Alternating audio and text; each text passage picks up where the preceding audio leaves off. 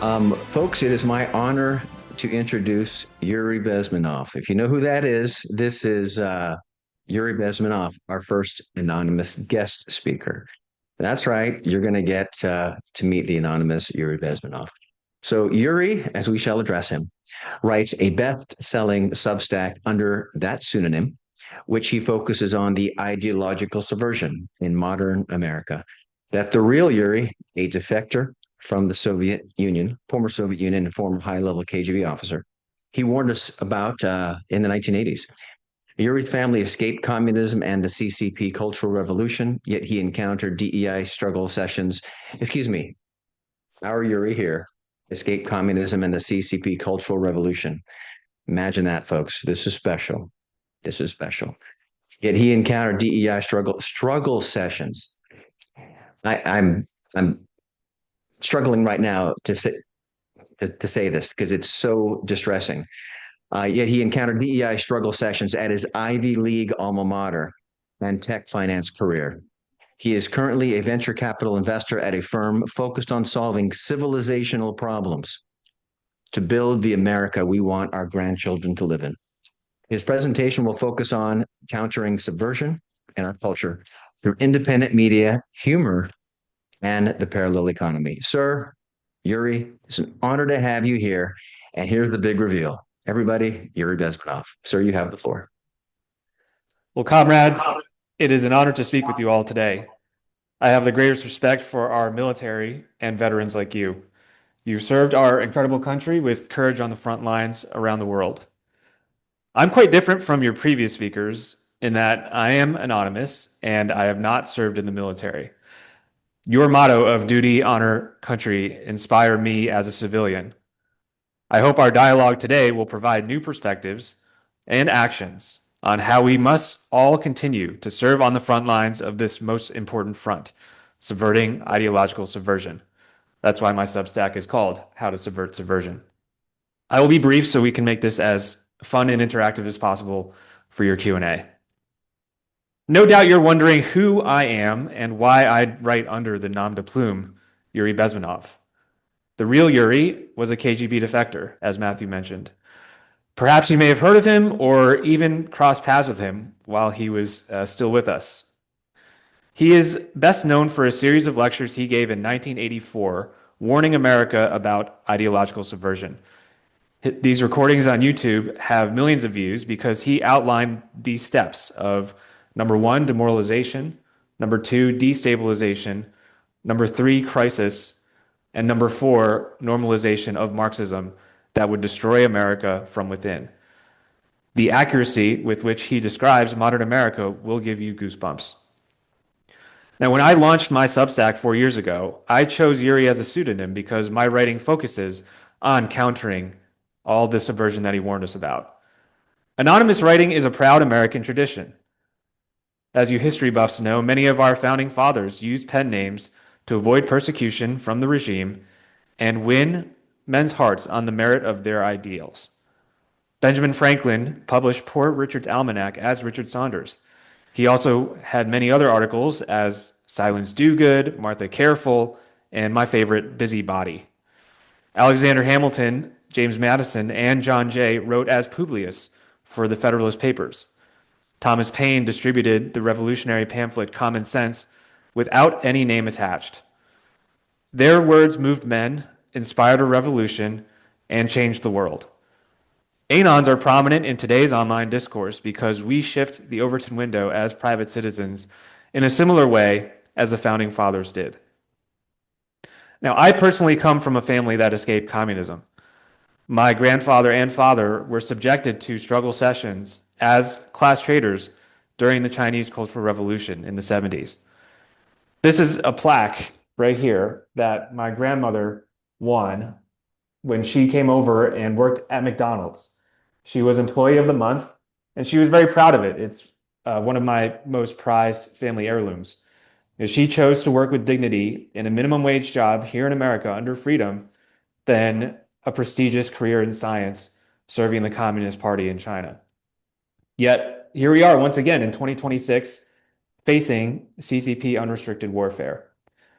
Now, I'm lucky to have been born in America and raised during the 90s. And I think a lot of people recognize what a great time that was. But that world we grew up in is fading, and we must do everything we can to restore it. For me, communism reared its ugly head during my first week of college. I attended an Ivy League university and had a front row seat watching how subversive ideas on campus metastasized to the rest of society. In the mid 2000s, when I was there, administrators held Red Guard struggle sessions during freshman orientation. We were indoctrinated about racism, sexism, decolonization. CRT, DEI, and affirmative action were already deeply embedded throughout the university 20 years ago. Then we saw them spread. They came to your alma mater not long after, and I've seen many of my classmates rise through the ranks as commissars in major institutions and rotting them from within. I'm warning everyone the same way Yuri did, and this is what he looks like, by the way.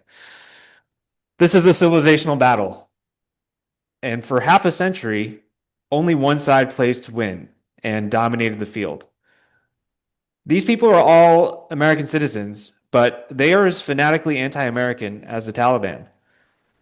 The enemy is inside the wire, and we need to appreciate the urgency of our situation now more than ever. So after graduating, I moved to New York. I currently live actually an hour south of West Point, but I'm outside the city. Professionally, I built a career in venture capital, technology, and finance. You'd think that those industries are immune from these bad ideas, but as I saw, they're quite infiltrated. On a professional level, I met my wife and had my first daughter before we escaped from the COVID lockdowns, rampant crime, and the groupthink that sadly consumed many of our friends and colleagues. We saw firsthand how a once great city deteriorated under the rule of leftists and their awful policies. And of course, that's continued now with this current mayor. As a new father, I felt compelled to speak up. I launched this Yuri Substack with no previous experience in publishing or marketing. Initially, I just viewed it as a place to share war stories, build a community, and potentially earn some diaper money. I had no expectations, but this platform has taken a life of its own as these things go, and it's led to so many great things like our call today. So, what have I learned as a best-selling anon? And more importantly, what can we do to subvert the subversion that we see around us? I want to leave you with 3 critical takeaways before we dive into Q&A. The first is that we must win the mimetic war to avoid the kinetic war. And what do I mean by that? Memes are a powerful package of narratives in our era of short attention spans. Perhaps you've seen them floating around online, or maybe you're in group chats or text messages where your friends are sharing these memes. Now, culture is upstream of politics. And one of the only things that communists are good at is propaganda. They completed a long march through the institutions that control the narrative: mainstream media, universities, big tech, etc. Funny memes shattered their monopoly on this. The left can't meme because they lack humor and have lost touch with reality. So we must continue to invest on this front in arts and culture. I am working on an ambitious initiative to do just that. I'm happy to talk about that later. But Elon's purchase of Twitter in 2022 was the real game changer. For the first time in a generation, we have the momentum to reestablish core American values. Free speech, bold leadership, and anons are infusing energy for a brighter path forward. We must repeat important truths as much as we can to destroy the lies of the left. And once you see it, you can't unsee it. Our information diets are just as important as our food diets. We should help everyone we know find that signal in this overabundance of noise. That is how we will make duty, honor, and country aspirational again. The second takeaway is that we must build strong offline communities. Internet and social media have allowed us to follow and get in touch with almost anyone on the planet. I know it sounds ironic as someone who has built a prominent online profile, but I believe it is vital to forge trusted friendships in person. COVID revealed who would hide us under the floorboards and who would call the Gestapo. Now, the best part of building this Substack is getting to know incredible people and allies like you. I am heartened to see that the MacArthur Society is taking action. Efforts like yours will save America. But everything else we hope to accomplish starts in our homes. As we all know, the most critical foundation of any society is the family. That is why leftists have been doing everything they can to destroy it. Data is showing that liberals are having substantially fewer children than conservatives. Yet they control the schools that indoctrinate our kids and other people's children to their cause. So we must build large, stable families and take them to church. Are you teaching your children and your grandchildren how to navigate this propaganda that they're encountering in their schools and their smartphones? My final and most important point is to vote with your wallets. Support causes that align with your values. Stop giving money to people who hate you. Most of corporate America is not worthy of your hard-earned dollars. Unfortunately, a parallel economy is growing. Find brands, creators, and small businesses that share your beliefs, and I'm happy to serve a guide on that front. I personally have followed all three of these points with great results. The serendipity of my Substack over the past 4 years or so has led me to many opportunities, and one that I'm spending a lot of time on aligns with my values and yours. I recently joined a venture capital fund called New Founding. You may have heard of it. We are actively investing in technology companies that solve civilizational problems to build the America that we want our grandchildren to live in. I am fundamentally optimistic because every day I see brilliant, fearless founders attack these challenges. We are going to win, but we need everyone to pull together. Things are better than you think, but they also could get worse than you can imagine. My father and grandfather saw that firsthand. And I'll do everything I can to make sure that my daughters and future grandchildren never have to go through what they went through. As the real Yuri warned us, the time bomb is ticking. With every second, disaster is getting closer and closer. Unlike myself, you will have nowhere to defect to unless you want to live in Antarctica with the penguins. This is it. This is the last country of freedom and possibility. So I stand ready to assist your noble cause. Thank you all for joining. It's been an honor to speak with you. God bless America, and I'm looking forward to your questions. Ooh, I'm telling you, ladies and gentlemen, ladies and gentlemen, and he's Yuri here is a young guy, despite his picture and his glasses. He's a young guy in his 30s. So, wow, Yuri, thank you for being here. Folks, send your questions to the moderator. I'll get to them in a moment. Yuri, you don't know this, but before the fall of the Soviet Union back in 1988, I worked at McDonald's. And is your mother still with us? Is she still with us? No, my grandmother passed a few years ago, sadly. Okay, I'm sorry to hear about that. Well, I Yeah, wish you were I here. found this amongst her possessions, which is why I It's kept it on my desk and wanted to show it to all of you today. it's beautiful. It's beautiful. And you don't know this, but when I worked for McDonald's, I was a student ambassador to the Soviet Union. McDonald's paid for part of the trip. Back when they opened up the first McDonald's. It's so interesting. Fantastic. I mean, it's What it such a is, great it's soft power. The iconic brand symbolizes America, and I certainly still enjoy a good Big Mac, fish fillet. Also had a birthday party there way back in the day.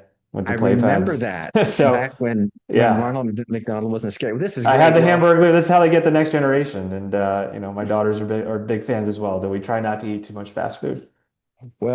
yeah, me too, me too. So let's see here. So can you talk about I have so many questions? I know questions are coming. Can you talk about some of the ideas you have in the defense space? You said to fight against cultural Marxism and this ideological warfare. Yeah, well, the defense space has really gone on an incredible arc over the past decade in the venture capital and tech world. Shows you how far we've come. That a decade ago, it was anathema for venture capitalists to invest in defense tech. As you know, most of that industry is based in San Francisco, Silicon Valley, which are probably some of the most Marxist places in the country, if not the planet. Yeah, yeah.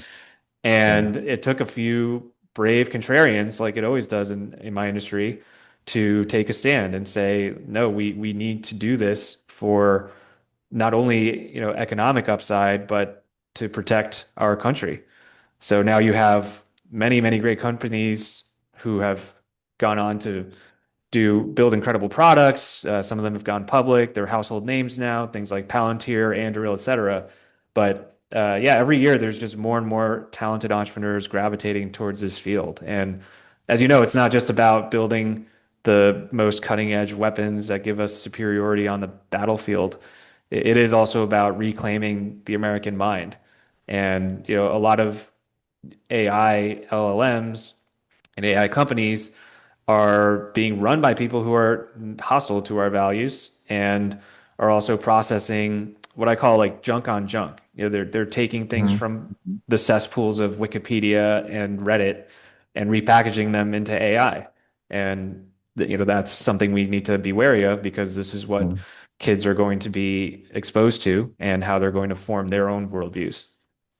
Yeah, and what you're talking about, you said, let's see here, the kinetic war and the mimetic war. We 100% agree with you because we realize through some of our work that ideological warfare is warfare, and you should treat it as warfare. But our country, we don't view mimetic warfare as a form of warfare, including our Department of War. Pete Hegseth is one of the first. He wrote his book, The Battle for the American Mind, and he basically summarized this ideological fight as a form of warfare. I'm paraphrasing.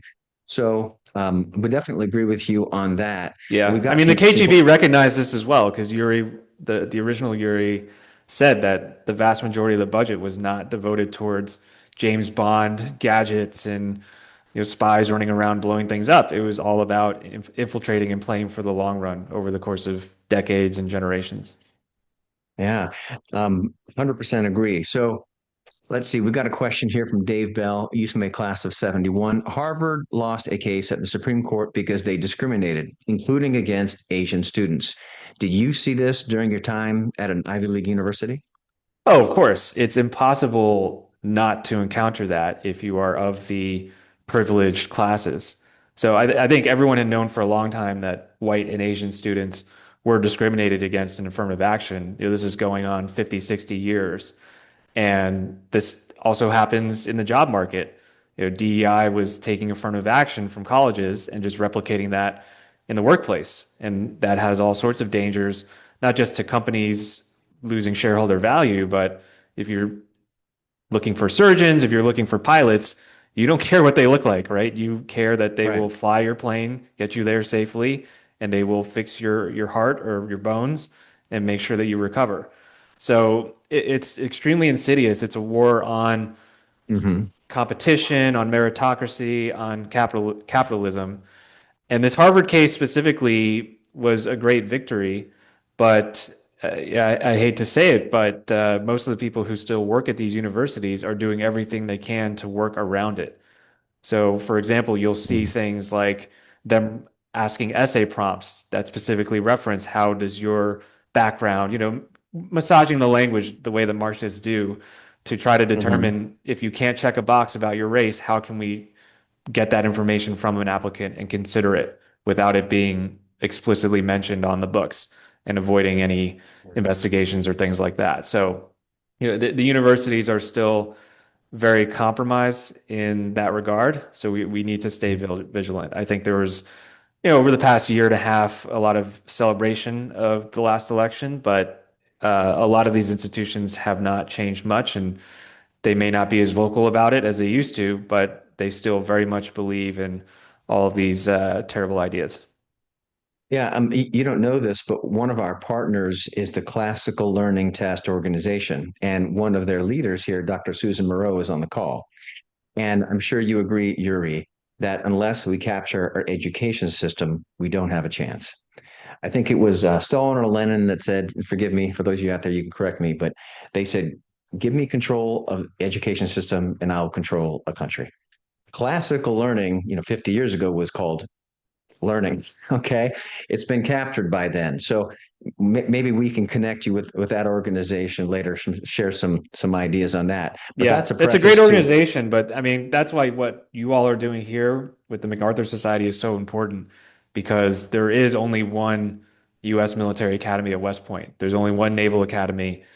Those are the most critical places to win because these are future war fighters, the people who really know how to execute militarily. And the Ivy League is still going to carry that prestige of a few hundred years. It's not deserved anymore. I think the average grad coming out of there has deteriorated in quality over the past decade, especially. But that long tail of just lower quality institutions, they are shutting. Like if there's good news, many of them are closing their doors. They're economically not feasible. The administration is putting a lot of pressure on them, pulling funding. Like we do, I think overall the whole system needs to go through a reckoning. And there are great people like at UATX, for example, the University of Austin in Texas. That got started up a few years ago. I know the leaders of that. I was involved in that. We're going to see more parents hopefully just take matters into their own hands from pre-K and beyond. Yeah, and there's some other partners we have. Restoration of America Foundation. We've got Vicky here with us. Doug Truax, a leader in this space. There are a lot of people we network with, which we all can share ideas with. But in terms of education, that's a segue into our next great question from Nate Harley, class of 2012, one of our younger attendees. Most of our institutions are already captured and led by cultural Marxists. How can we begin chipping away at their influence from the inside? Sometimes doing so feels like you're heading into a hail of bullets. It is what it is, especially since many of these organizations have so few contrarians. Yuri? It's a great question, Nate. And I will say I got to meet Nate in person last week. Great guy. And yeah, we see this all the time in our day-to-day lives, whether we work at a corporation or we see what's going on campus. And I view these two choices as complementary. You could stay in an institution and try to reform it, and you can also exit it and build something new. We can it's not an either or to me. It's a both and.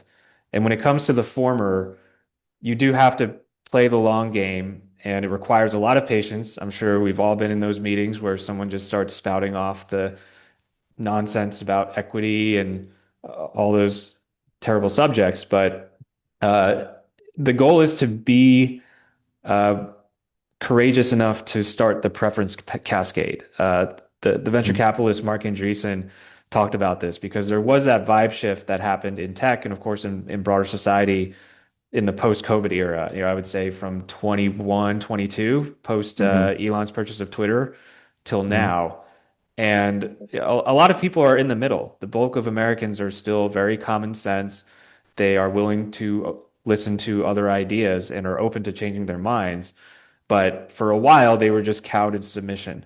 They felt like they had no one else who would agree with what they're thinking, and so they just kept silent. They didn't want to speak Mm-hmm. up. Mm-hmm. And once you shouldn't go in guns blazing the first chance you get, but you should try to back channel with other people in these organizations, start to see where they're at, start to see if they are able to change their minds, or Yuri would reference that a lot of the population is too demoralized to reason with, and that's true. So you have to do an assessment, individual by individual, and just see where you can convince people, where you can win the critical votes it takes to swing a critical policy.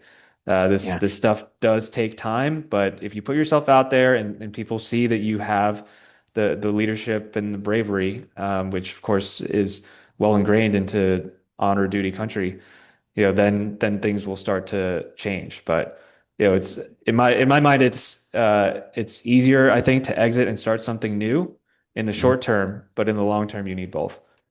Yeah, I tell you what, I can tell you right now, we got a lot of questions. We're going to want you back, Yuri. Okay. Okay. Um, I tell you what, there's a lot of questions here. This is from our Vice President, Colonel Sam Thiessen, used to make class 73. Yuri, you mentioned Mayor Mamdani. Do you see Marxism and Islam working together um, to undermine our constitutional republic? And if you do, how so? Oh, yes. It's very clear that they are allies, not just in America, but in every government in Europe. The Green Party, the far left party, Yeah. whatever it's called, the core base is the socialists and the Islamists. And of course, on the surface, it doesn't make any sense because their positions on every topic are wildly opposed. Yeah. I don't think any Islamist wants anything to do with trans kids and the LGBTQ stuff, but they also care about one thing, and that's power. And if they can use each other to attain power, that's all they care. That's all they matter about. And I do think if you play this out, that's why immigration and deportations are so important because their strength comes in those numbers of opening up the floodgates. And if you look at the statistics from the New York election, native New Yorkers did not vote for Zoran. It was Hmm. a combination of domestic transplants, people from Minnesota or Iowa who were the Hmm. craziest lefties in their local towns and high schools. They end up moving to places like New York and San Francisco and voting for people like Zoran. And then, of course, you have in New York, especially a big voter base of Muslims, which he won at Kim Jong-un levels, like 99%. So, this is just the mathematics. It's a tough situation. It's resulted in decades of bad policy, but that's the thing that we need to avoid. That's the worst possible outcome. And I would add that Mhm. another Mhm. silent ally in with these two groups is the CCP. They recognize, The DEP, can you explain what yeah, I that mean, is? the CCP has been waging Oh, the unrestricted warfare. CCP. Okay, Yeah, gotcha. yeah, Yeah. the Chinese Communist Party. They've been waging unrestricted warfare on America for a long time. And they even had a paper that they published at the turn of the millennium about this very thing. And I've written many posts about the parallels Yeah. between the Cultural Revolution and today.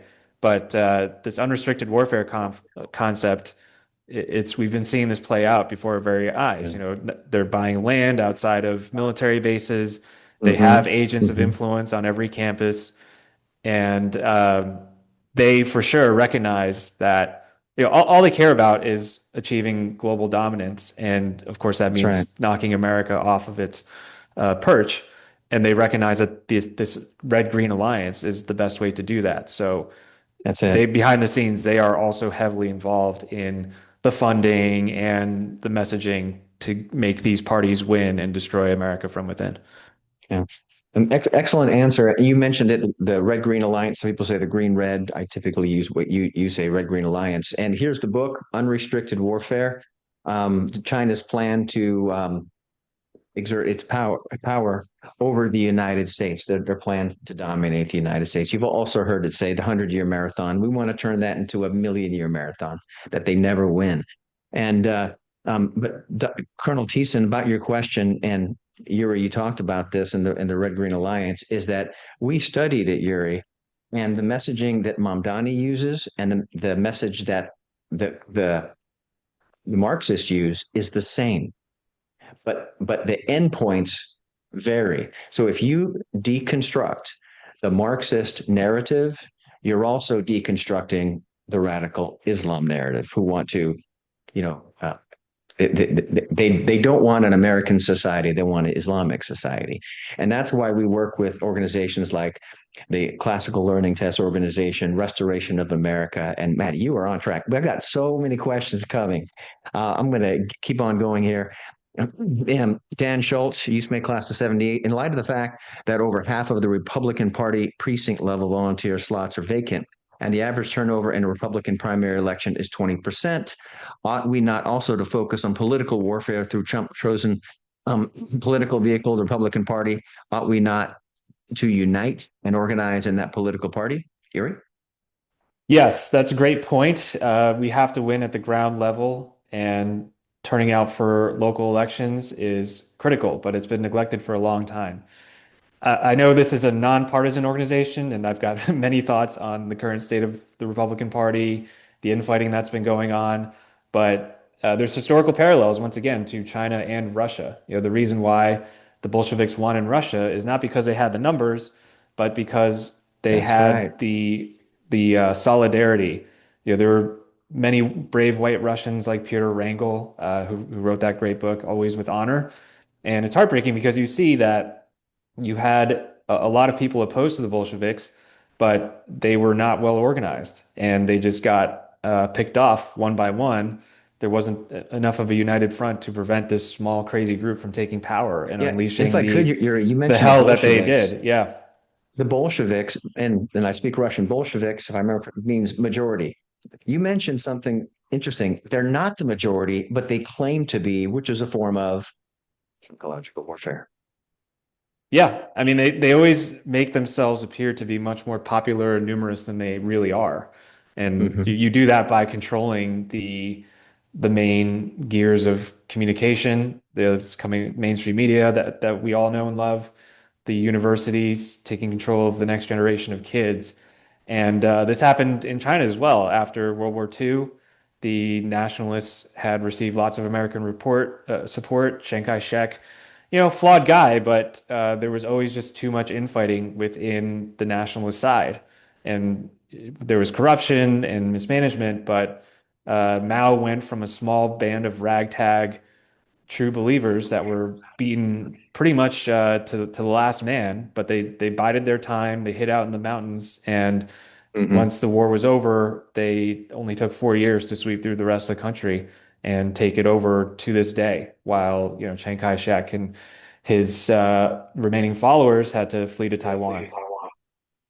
I've got so many questions here, and we want to hear more of what you say. Yeah, I'm gonna keep them coming. They're great. I'll stay as long as you need Okay. me. Here's one, and forgive me, folks, if I skip your question. I apologize. This is from Colonel Retired and Doctor Ron Scott, U.S. Air Force Academy, class of '73. He's one in the leadership of STARS. If you don't know, Yuri STARS, that's STARRS.us is the website. They're a sister organization to the MacArthur Society, and they were an inspiration to create the MacArthur Society. So, Wikipedia has a page with the title "Cultural Marxism Conspiracy Theory," an example of mimetic warfare. How do we amplify the danger of this narrative example? So you mean like the left labeling everything as a conspiracy theory? Yes.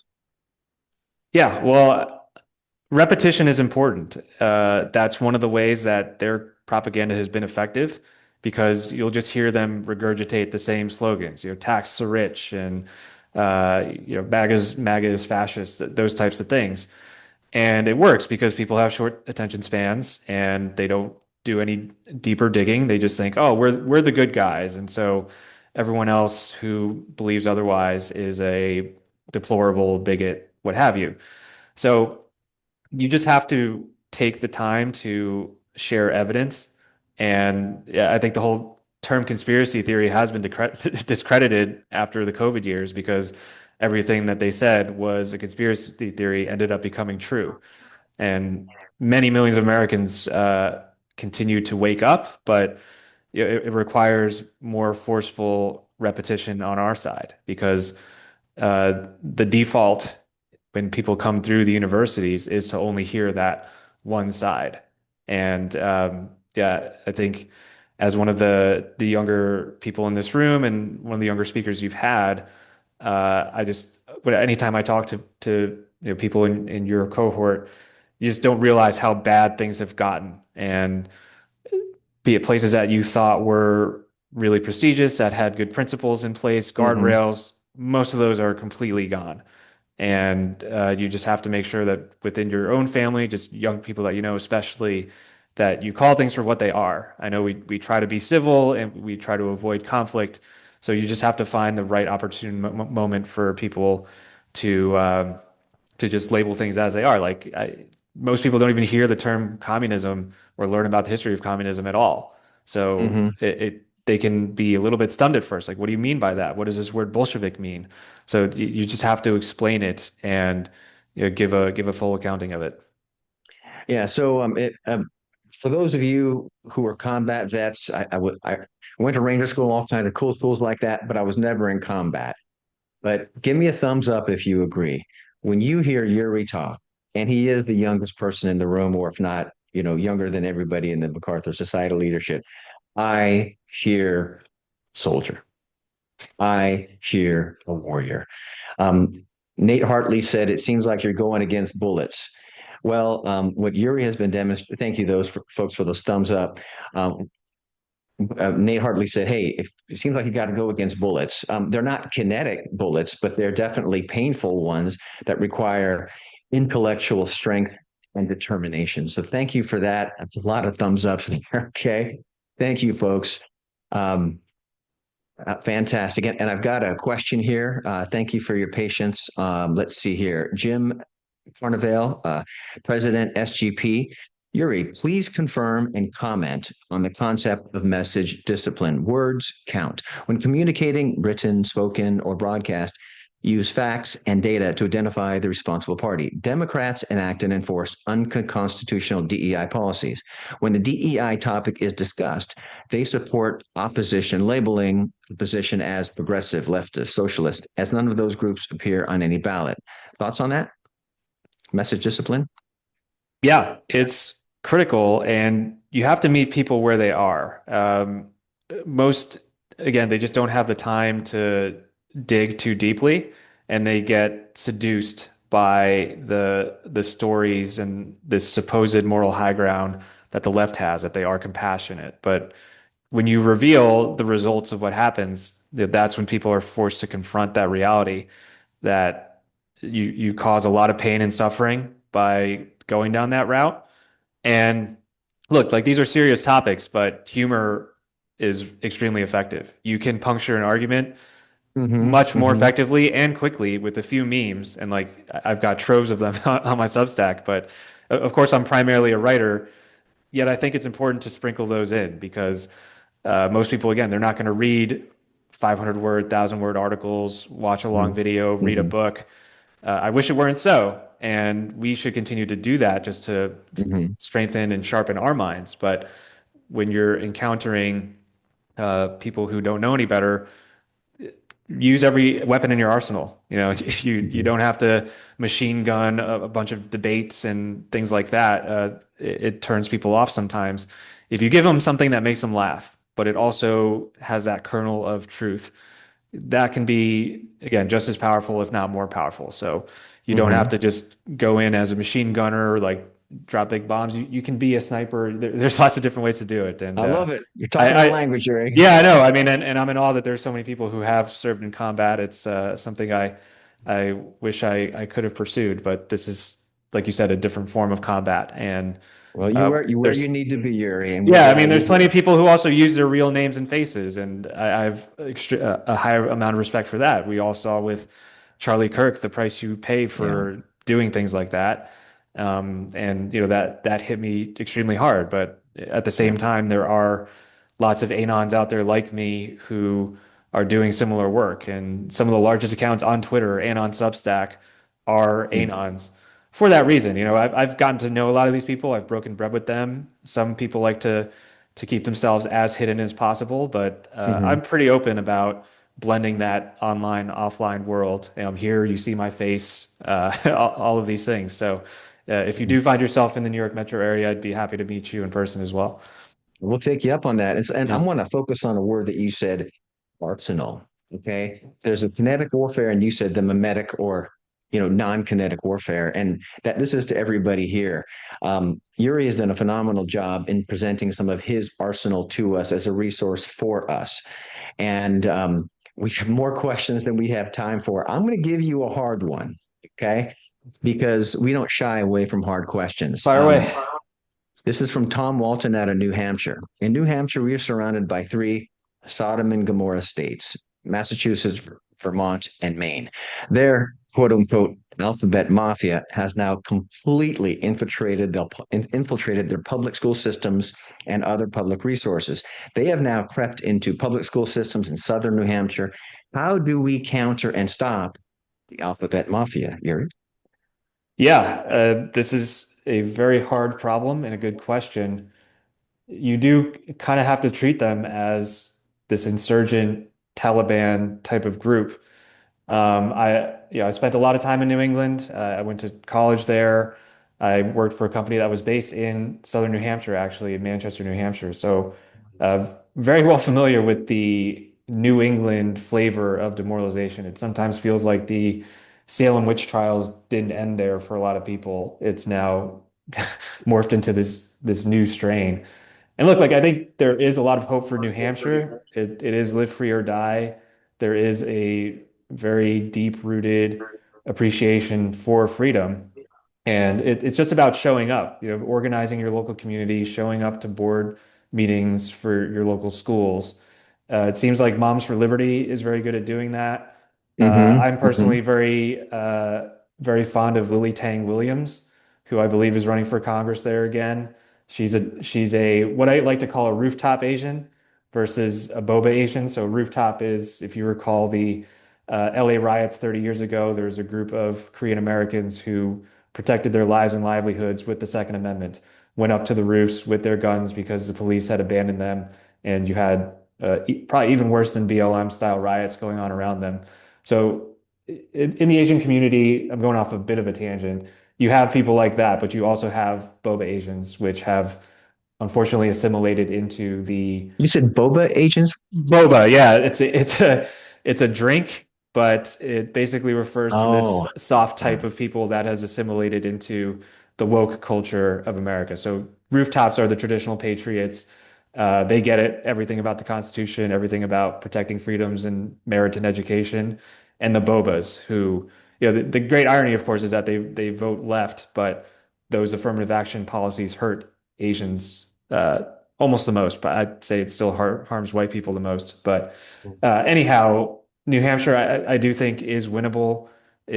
I've heard that at the state level, it's still deep red, but all of the federal representatives, two senators, two reps, are all blue for some reason. So I Mhm. think it's especially with how close the midterms are shaping up, New Hampshire Mhm. could be a critical swing point. So just get there, start knocking on doors, start talking to people.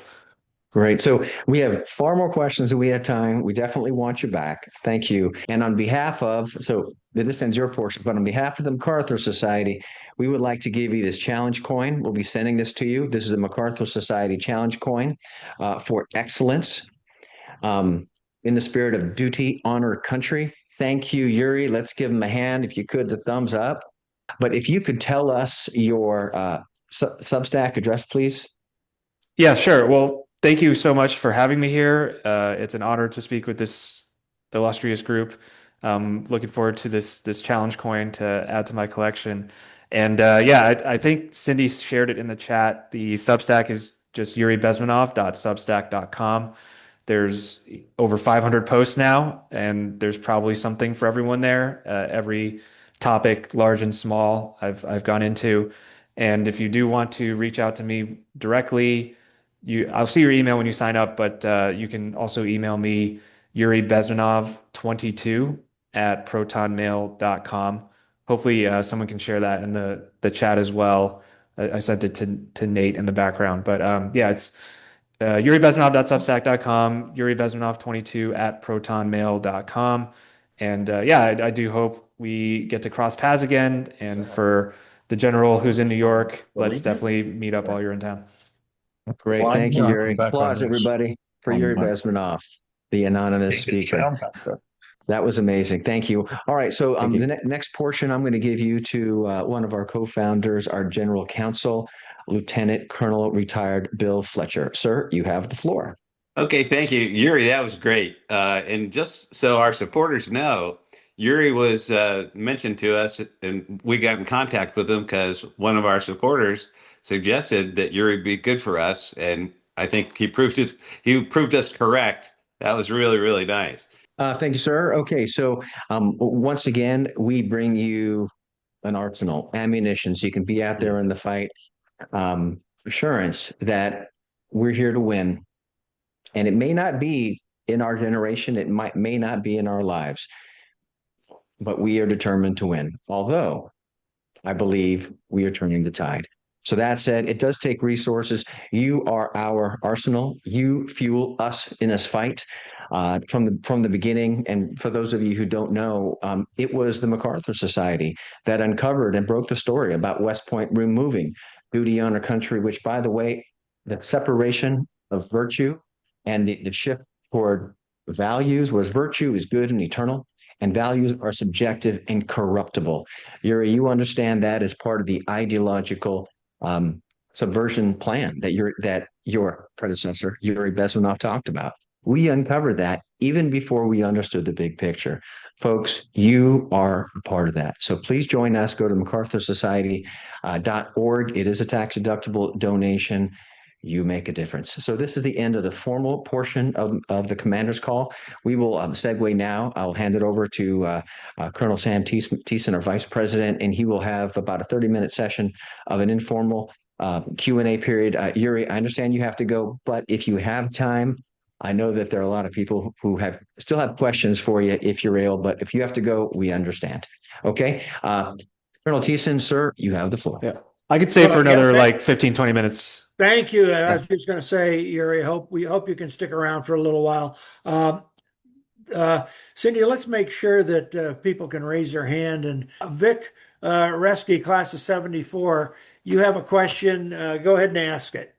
Yeah, I praise God for this organization and this young man.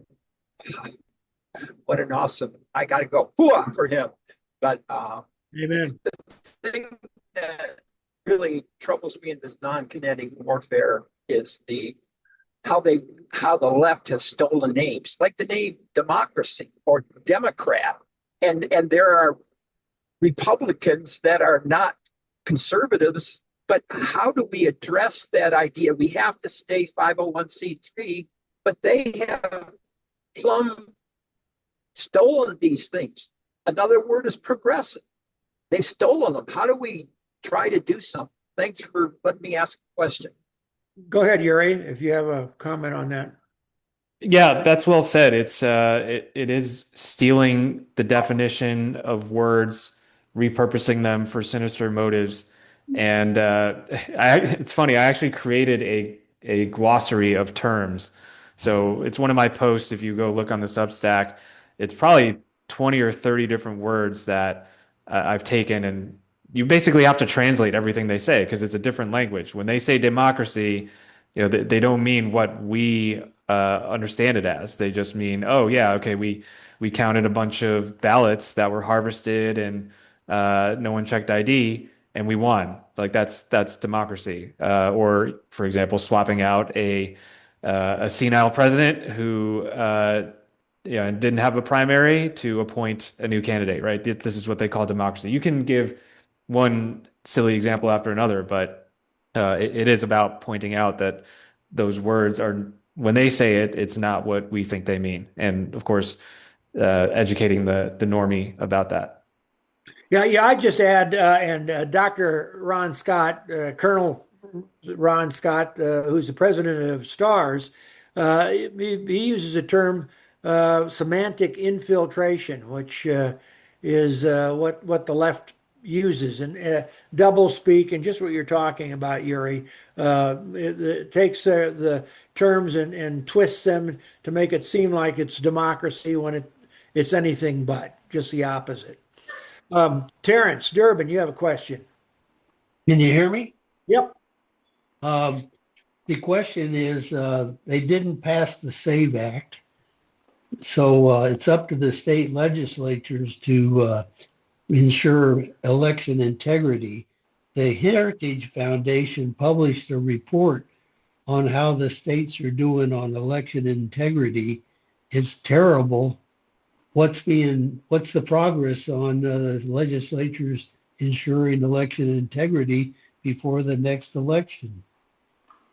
Yuri, do you want to comment on that? Yeah, I mean, I don't know the details of progress in various states, but it is at a more macro level a massive disappointment and a failure by the Republican Party to do something that not only has huge levels of support within their party, but it goes across independents and Democrats too.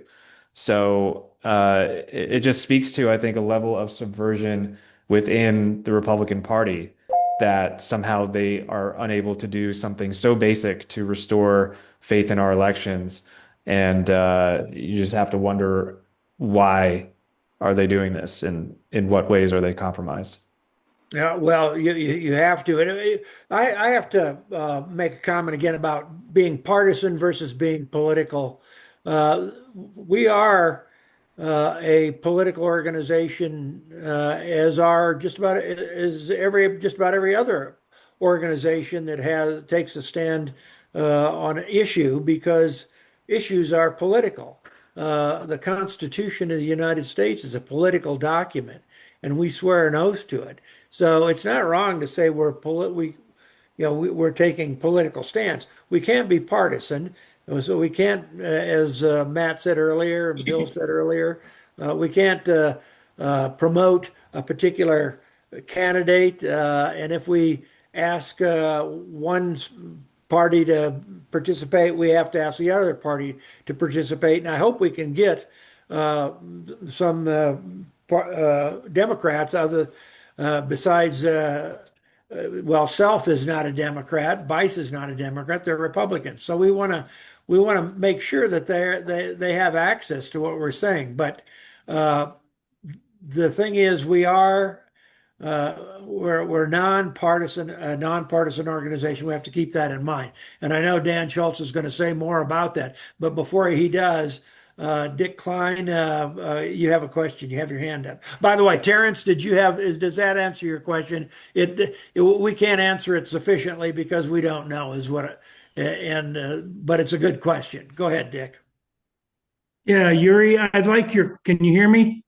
Yep, loud and clear. Yeah, I'd like your opinion on the fact we have cities in this country like Dearborn, Michigan, and Minneapolis, Minnesota, which until the fraud exploded was sort of operating under the radar.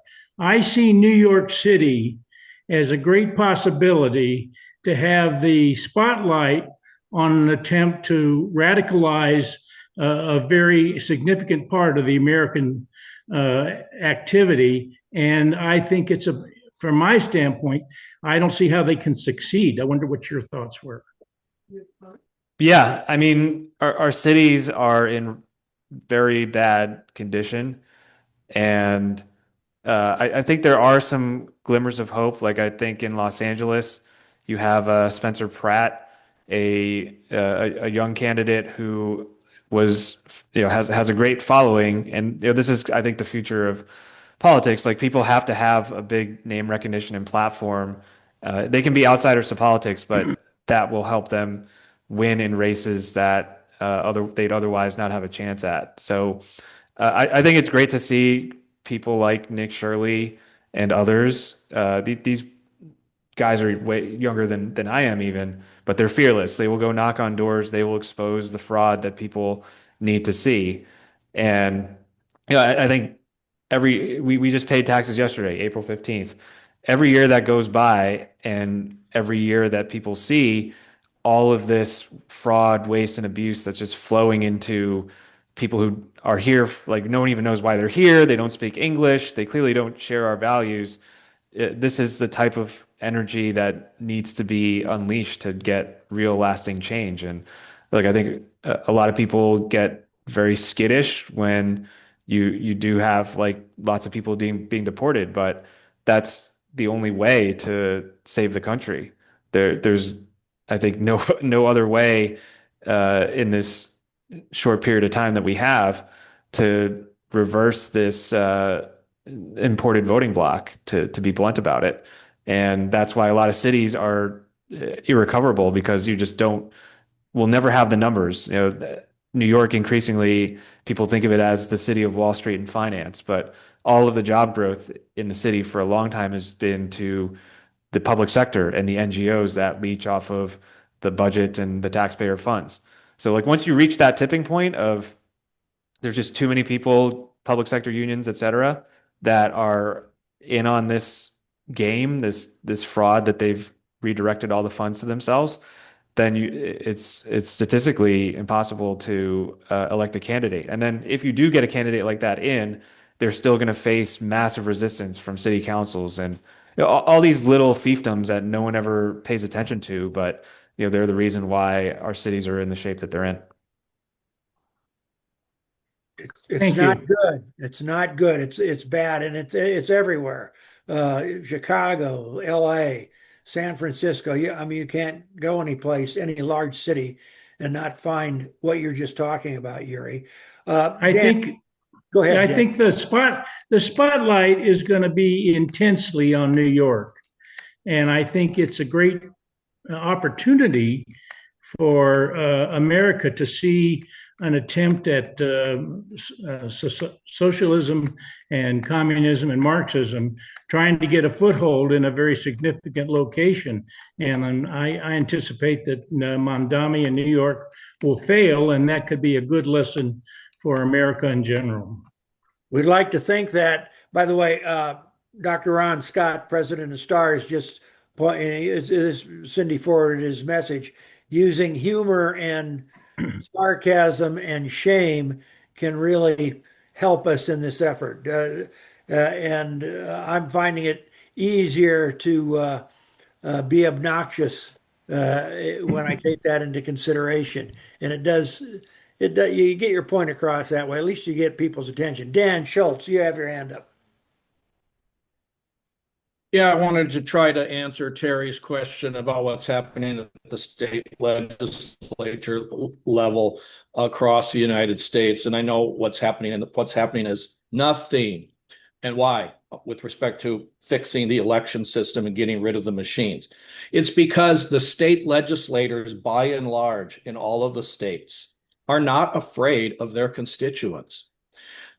There's been virtually nothing happening we have 22 states that have an overwhelming, or at least a majority, but like in Texas, overwhelming, and Florida, overwhelming Republican, quote unquote Republican, they have an R after their name, the state legislators, in the state legislatures, both chambers, and a Republican governor. Look at Florida and look at Texas. We just had a primary in Texas. You know what the turnout was of Republican voters? Guess. Less than 1/3. 2/3 of Republicans didn't vote in the Texas primary. Only a single Republican incumbent in Texas lost their primary, and that was Dan Crenshaw. Other than that, every other Republican on the ballot won again. And again, Republicans. Why haven't they fixed it? They're not afraid of we the people. They're not afraid of losing their next primary election. Here's some more numbers. I did the research on it. And then I had Grok confirm it. In the US House, where we can every 2 years get rid of every single House member, they get reelected at a 97% plus rate, historically over the last 50 years. The senators, not so much.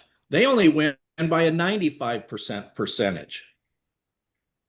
That's the fundamental problem. And we're not going to get anything done politically until we, the people, start exercising our duties and responsibilities as citizens to get involved in that dirty word that, hold your nose and get involved in the Republican Party, because that's the chosen vehicle that we need to use to defeat these leftists. We can change the party, but right now, over half of these voting member slots of the Republican Party, on average in every state, are vacant. And it's been that way since 2007 when I got involved and I started doing some research on it. I've got this thing called the precinct strategy. It's what I learned in civics, basic American civics in 7th grade here in Wisconsin. I'm back in Wisconsin now. And I ran for office. I lost a city council race on April 7th, but I won a race that I could win. And that was because nobody else ran my county board of supervisors race. I was the only one on the ballot. That's the kind I can win. But I lost by city council by 2 votes. But I'm also involved in the Republican Party here. And I've been, I moved from Arizona to here to Wisconsin. You just volunteer. I'm the vice chair of the county party now. Why? Because I volunteered. Nobody else wants the job. Dan, I'm going to have to cut you off. I mean, I'm done. Thanks. It's very partisan what you're talking about, and that's fine. Yeah. We talked about being political, and I can say it in a nonpartisan way. Get involved in politics. Exactly. There you go, and that's what I was going to say. Thanks. Thank you very much, and we're going to let you give your pitch always because it's a good one. And we'd invite your Democrat counterpart, whoever that may be, to give their pitch. Charlie, go ahead. You're muted, Charlie. There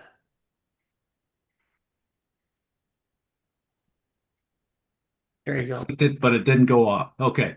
Um, we've talked about politics. We've talked about education. We haven't talked about the infiltration of the churches, and I'm specifically talking about the Christian religions, which is in many cases just as bad or worse than it is in politics.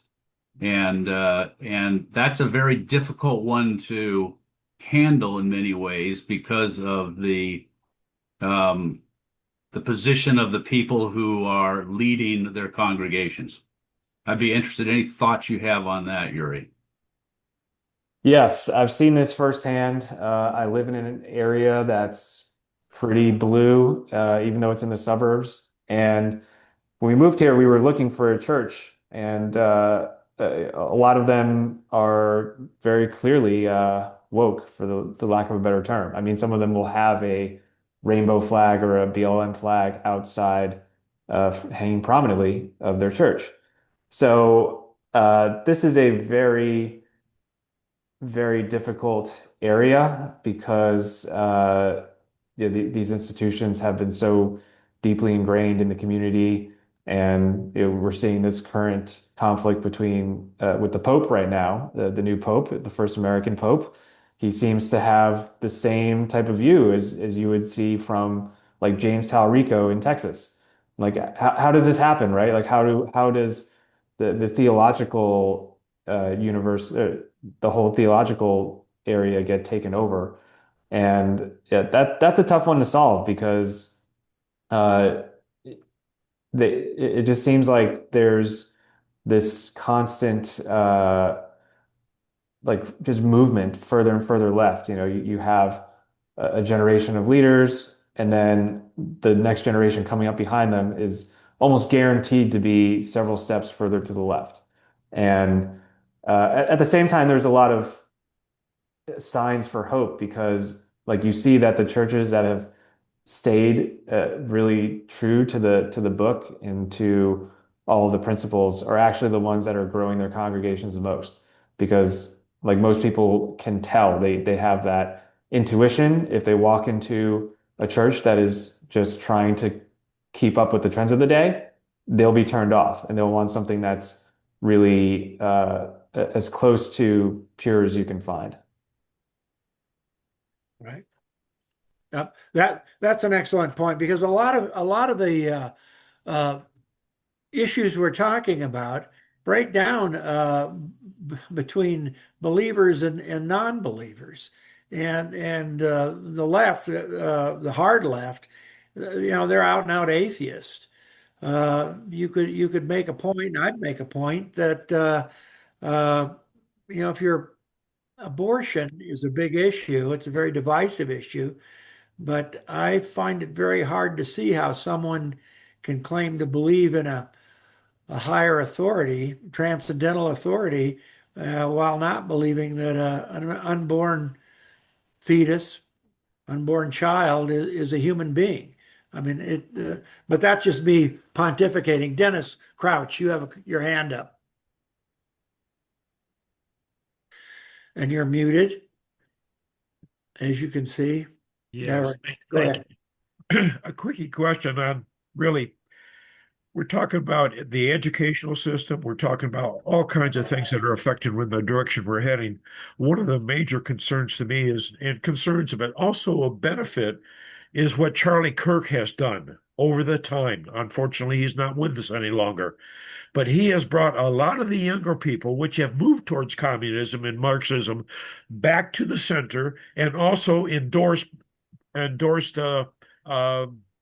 religion, endorsed belief in the God, our God.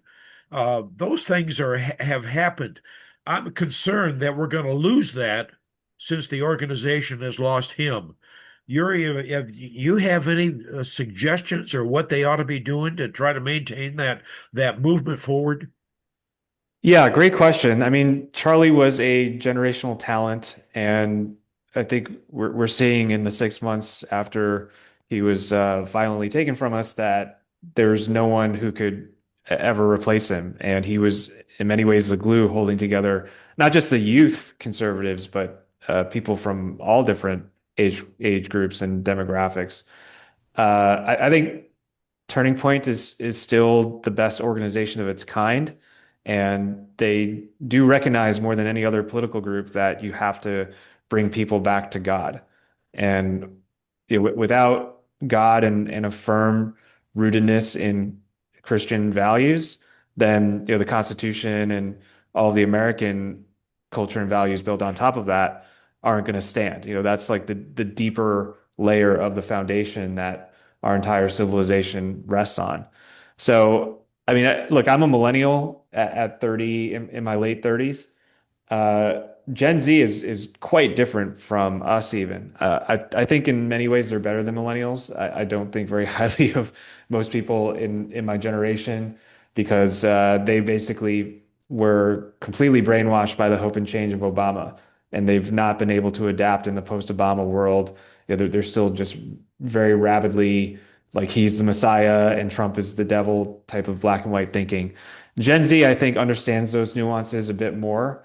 They also, I think, have figured out the tech and social media part better than most because, like, I was basically the last cohort that grew up without ubiquitous high-speed internet access, Wi-Fi, social media, iPhone. I was basically the last college class to get through without any of those things on campus.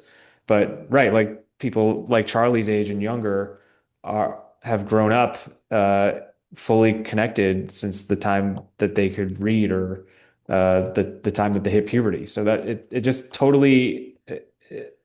I still try to figure this out a lot with the Zoomers that I know. It's just like a totally different way that your brain is even structured and wired because of it. But I do think they're getting very cynical about just the noise that they're bombarded with every day, and that's why they've chosen to go find the church. And there is also this big divergence between young men and young women. Men are increasingly starting to find religion and starting to, appreciate traditional values a lot more, but the women, I think, have been more susceptible to all of the leftist narratives. I do think the critical part of this near future, the next few election cycles, is to show them economic benefits. Because, like, Charlie basically won the election for Trump by moving the younger voters under 30 to the right in a way that had never been seen before. But these are people who are struggling to buy homes still. They're struggling to secure well-paying jobs and careers. And there hasn't been as much movement on those fronts as we would like, which is why you're seeing the polling data reflect that they might be moving back. Maybe not all the way to the left, but certainly they're not loyal, right? They're not lifelong committed support for the Republican Party. And so there has to be a real concerted effort to deliver on the promises that were made for them and give them this vision for a brighter future. To add to that, I think you could take a look at Hungary, where they just got rid of what was considered a far right president. I don't know that he was that far right, but the guy that they replaced him with was like he's described as a moderate right candidate. So that I think is interesting and it reflects what you're talking about there, Yuri. That they're disenchanted with what's not happening, probably more than what's happening. Jack, I'm going to ask you to come on next. Before you ask your question, tell the folks a little bit about your background before you retired. Yes, thanks, Sam. So my military background, I'm retired Master Sergeant, retired in '96. On active duty, I spent two tours at West Point in '74, '75, and 86 and '87. When I retired, I ended up running the data center at West Point for the past 10 years, and I retired Federal Civil Service in 2022. And so I want to thank you, Yuri, for coming on. It's so refreshing to see such a young man, that is thinking the way you're thinking, and I really appreciate that. One of the things that I do, this will be my third year this coming September, is I distribute a pocket constitution to every eighth grader in Orange County, New York. Yes, that's right. I live in the People's Republic of New York. And Yeah, we're not far from each other. and there's about 5,000 of them. And the 917 Society provides those pocket constitutions to me. I will get them delivered in about 26 big boxes every August. And I have gone to the American Legion and the VFWs to help with me to distribute them. And so this is something that we all can do all throughout the country. The 917 Society will be more than happy to work with you. And actually, if there's anybody here that has any in with the DoD school system, please contact me offline, because the 917 Society is having a tough time with the DoD school system for getting the pocket constitutions to those eighth graders. And I've not had much success with the principal over at West Point. So if you don't have to do, I do everything kind of big, so you don't have to do your whole county. You could just do a school district or a couple of school districts, and the idea is to get these pocket constitutions into eighth graders before they get too indoctrinated. Had we paid attention to the real Yuri way back in the 80s, these kids today would not be indoctrinated in elementary school like they are today. And so, but eighth grade might be a good place for us to start. So I just wanted to bring that up, and thank you again for sharing with us. Yeah, nice to meet you, Jack, and thanks for that idea. I've got to run after this, but I think it's a good note to end it on, that I think you've got to get these kids at eighth grade before they hit high school and college, because like that's when a lot of their worldviews are going to be formed. And I do think it's important to be present in these places. I just can't recall growing up that I ever encountered members of the military or veterans, and like I think the average West Point grad is far superior to the average Ivy League grad. Like I've met too many Ivies, people who are very much demoralized, but every West Point alum is of the highest caliber. So I think, right, like going out into your local communities, going to schools, having them see and hear your stories is the most powerful thing, because a lot of what they see in their schools is not consistent with American values. And the more that you can share your life stories with them, I think the more it will inspire them that like they could go down this path instead of whatever they're seeing in the schools, which is probably not going to be great. And I think Turning Point also mails out pocket constitutions.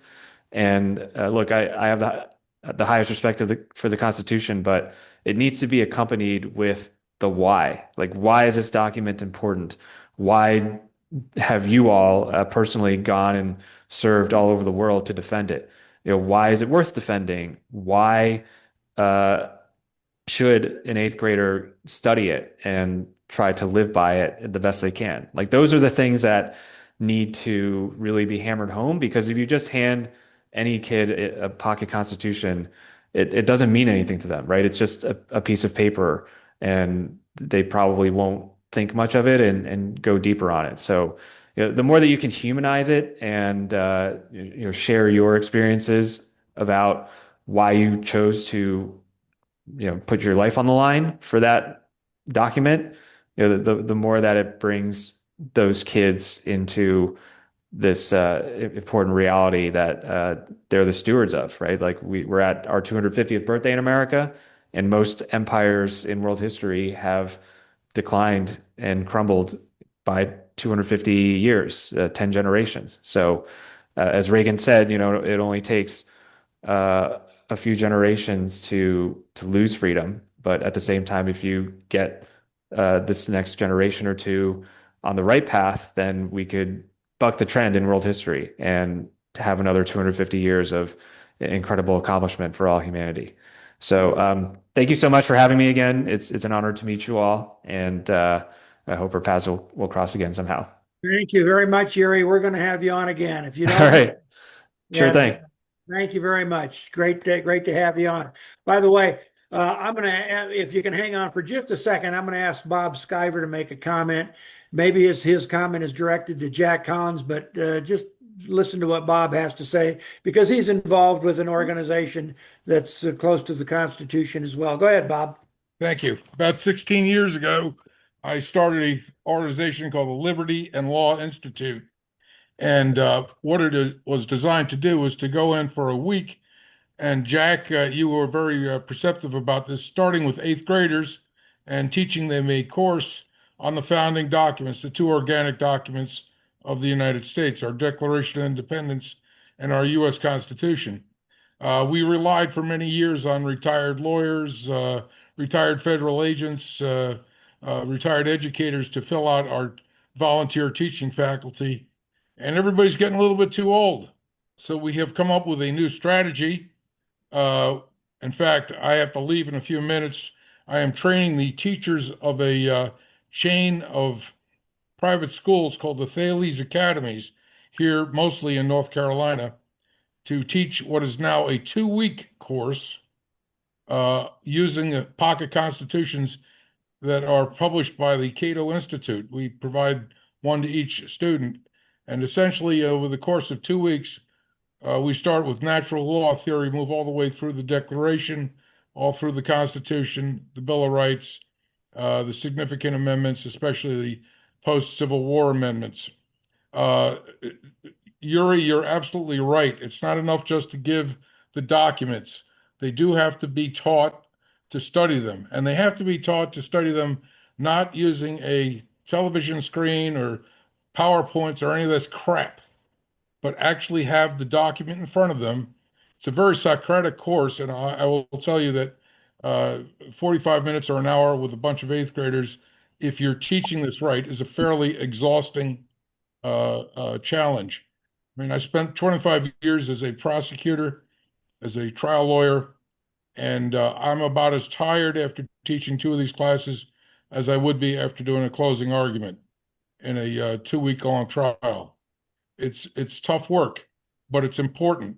And Jack, I salute you for your efforts, and I hope get in touch with Sam, and he'll hook us up, and perhaps we can start a little movement. We have just published a 95-page teacher's guide that is basically a script, highly detailed, well researched. The authors of this are a friend of mine who's a PhD educator out on the West Coast, Gideon Rappaport, a friend of mine from the class of 70, Neil Ellis, who's a retired, well, he was a JAG officer. He's also another retired lawyer, and myself. And it's really been very successful. So now we have a fixed permanent constituency of about 500 to 600 students per year through the Thales Academies, and this is a private school system that is expanding every year usually by another school, and we've gotten wonderful support from the sort of the founder of the Thales Academies, a fellow by the name of Bob Luddy. And I encourage anybody who's interested, get in touch with Sam. He'll put you in touch with me. Yuri, you're absolutely right. Jack, I salute you. Thank you very much. This has been a really terrific session. And Yuri, yeah, you better come back because I got a lot more to talk to you about. Yeah, I'd love to. And thanks for hanging around, Yuri. Okay. Appreciate it. Take care.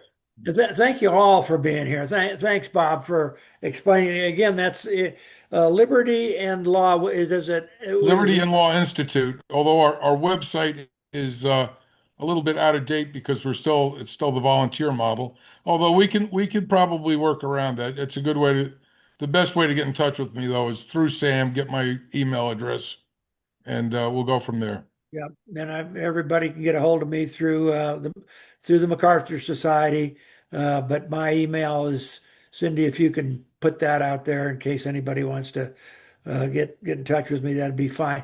Unless someone else, we're past a half hour, and we can go longer if you want to, but I think a lot of us have things to do. Thanks everyone for coming on. Thank you very much. We'll see you at the next meeting. Take care.